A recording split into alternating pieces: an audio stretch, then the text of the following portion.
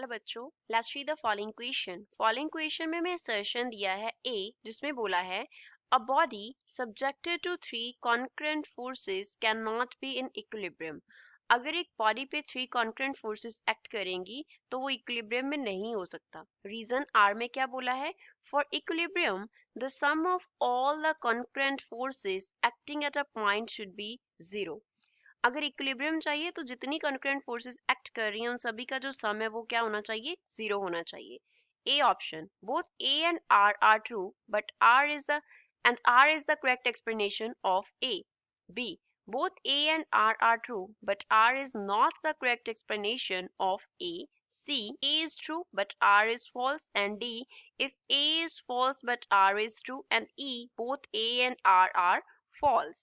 So first of all, we will talk about the key concept used in the question. इस question में क्या key concept हम apply करेंगे? यहाँ पे हमारे पास बात क्या हो रहा है? concurrent forces की बात हो रही है। तो concurrent forces होती क्या है? concurrent forces होती हैं जब हमारे पास forces का जो line of action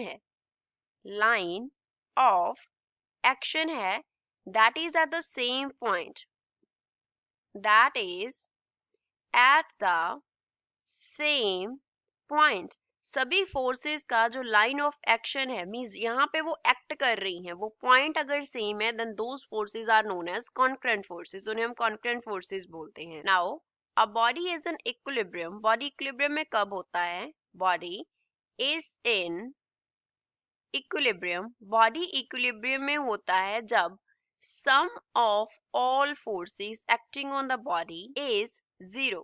जितनी फोर्सेस बॉडी पे एक्ट कर रही हैं उन सभी का जो सम है वो क्या हो? 0 हो। तब जो बॉडी है वो क्या होता है? इक्विलिब्रियम की स्टेट में होता है।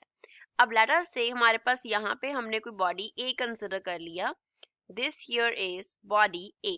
यहाँ पे इसके सेंटर पे लेट अस से 3 फोर्सेस एक्ट कर रही हैं। एक तो इस तरीके से एक्ट कर रहा है F1, दूसरा जो फोर्स है वो इस तरीके से एक्ट कर रहा है, दैट इज F2, तीसरा जो फोर्स है वो इस तरीके से एक्ट कर रहा है F3।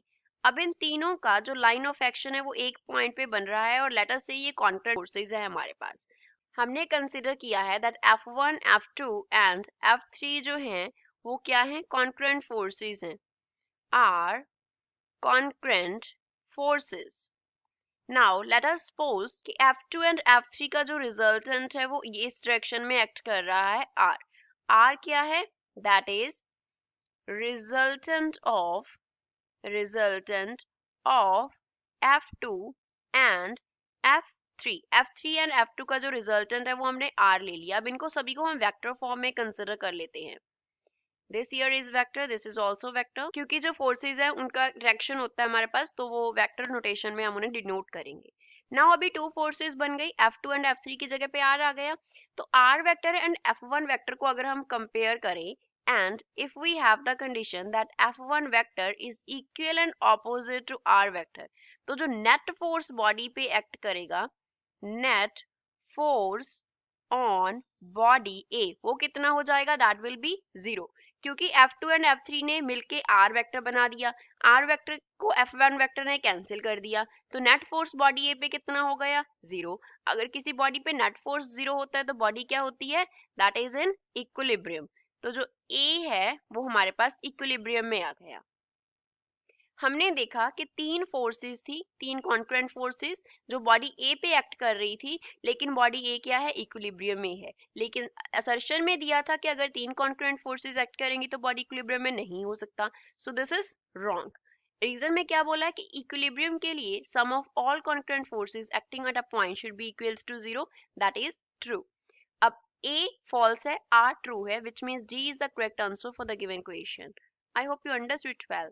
थैंक्स।